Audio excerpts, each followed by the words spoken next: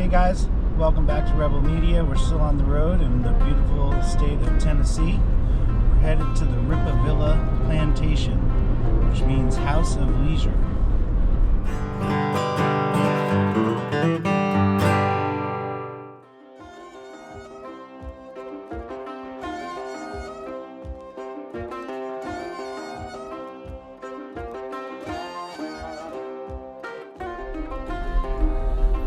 Sure don't make them like they used to.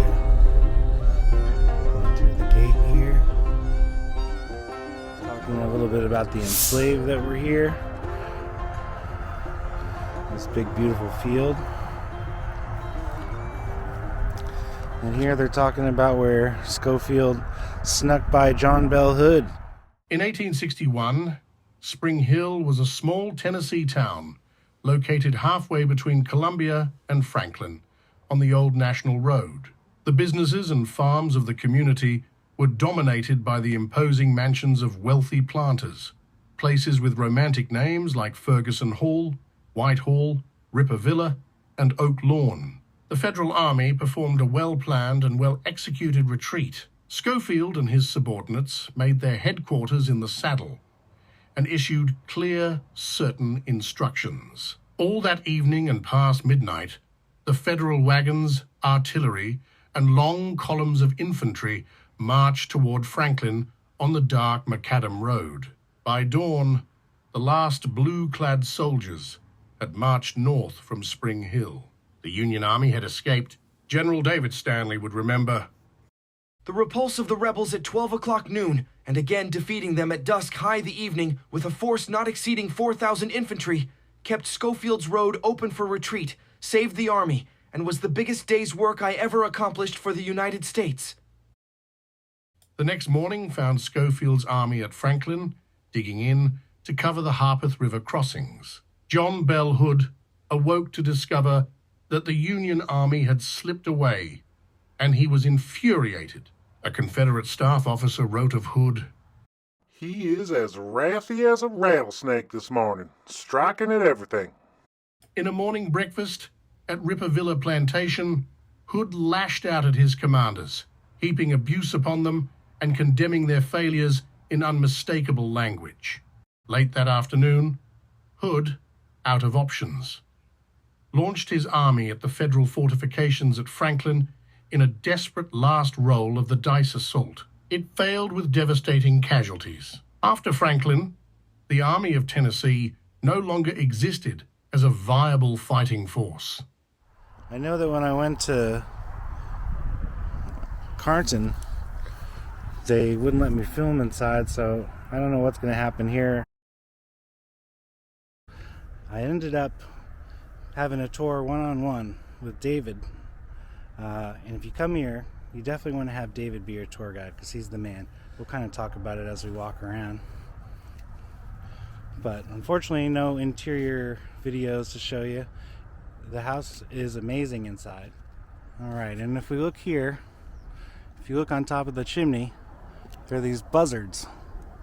And he said these buzzards chill there all the time. There are a couple. This back half of the house here is not original to the time. This was added on. And you can see where the bricks change. The hallway, is added on because the kitchen was detached, which was very common for things in those days because they didn't want the kitchen to start fire of the main house.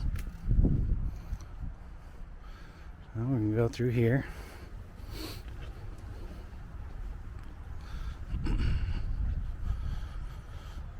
Now this sunroom was added and was not part of the original house. This back section here was not part of the original house.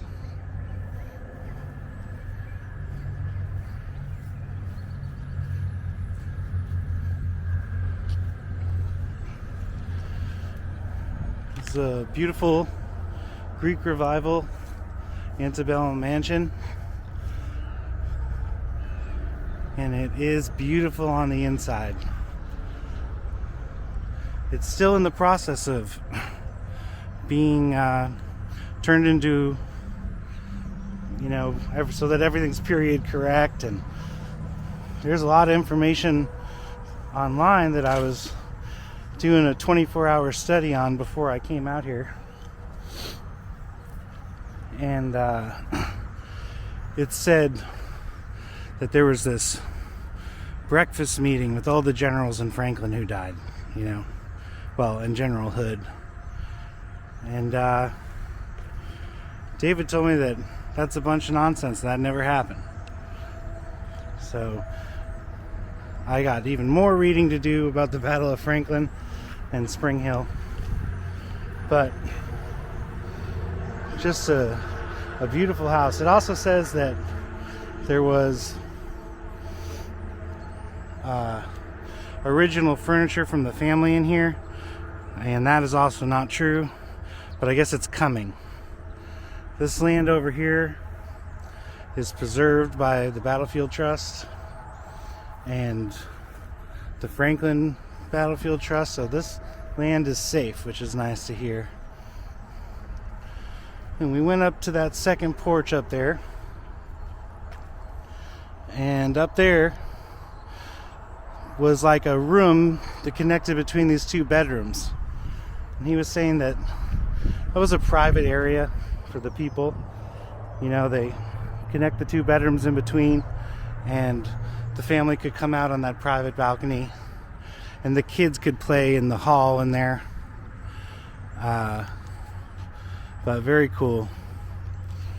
And this whole house was built by artisan slaves. They laid all this brick. There's brick in the walls. It's unbelievable. Just a beautiful, beautiful home. I wish we could have gone and filmed some stuff, but maybe if I'm able to talk to these guys, we can come back and explore the inside and show you guys the inside a little bit better. This fountain right here was put in here in the 90s. There's a GM plant down the road, and I guess they own the property for a little while. Heading out here, we thought that this was the slave cabin. At least that's what I thought when I first showed up. If you remember, turns out that was a freedmen's school. And it wasn't here. It's been moved here. But it's an original structure from what I understand. And we'll go up here and take a look at it. I probably should have asked what was up with the barn here, but they didn't tell me. I mean, I didn't ask, so not his fault. So let's see what's up with this place. Another cool thing is this ridge over here. So along that ridge on November 29th, that's where all the Confederates were camped out. And the Federals snuck around this side, David was telling me, to get to Franklin. But imagine everyone camped out over there. Kind of cool. Here's the Freedmen's Bureau School, established in the 1870s.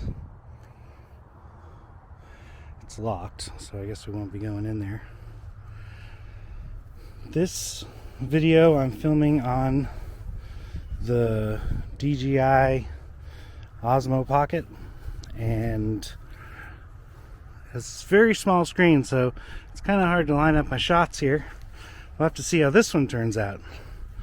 A lot of technical learning on this trip for me,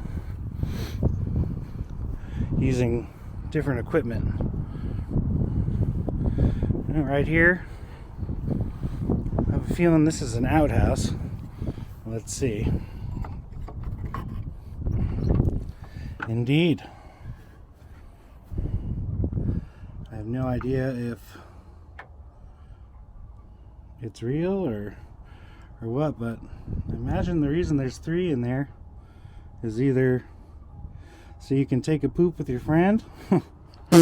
Or if one side's a little too full, you can move over to the next side, but I don't know. What a time.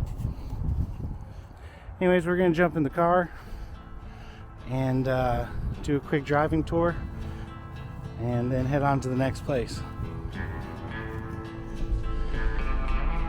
Alright guys, this is Rebel Media's, this is the first for the channel, doing a driving tour with the GoPro mounted up here. Again, more exploring with the electronics.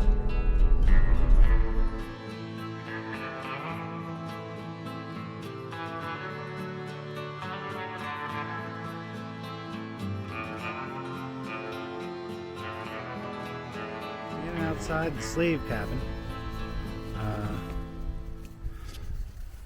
I think it's the slave cabin.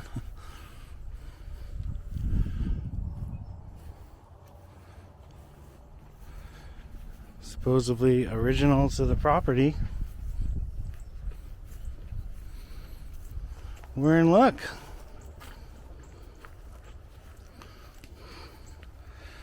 Looks like we can look in here. Man. Got the fireplace over there.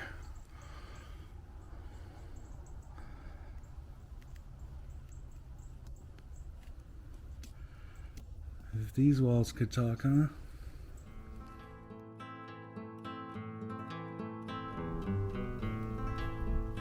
So here's the family cemetery. Let's see if we can read any of these stones.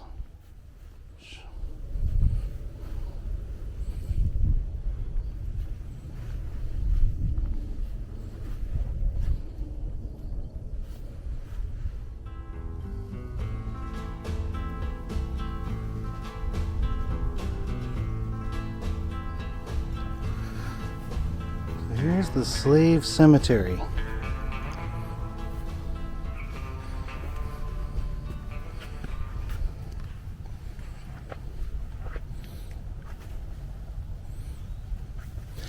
And I was talking to David, and he was telling me how they've never done an archaeology dig here.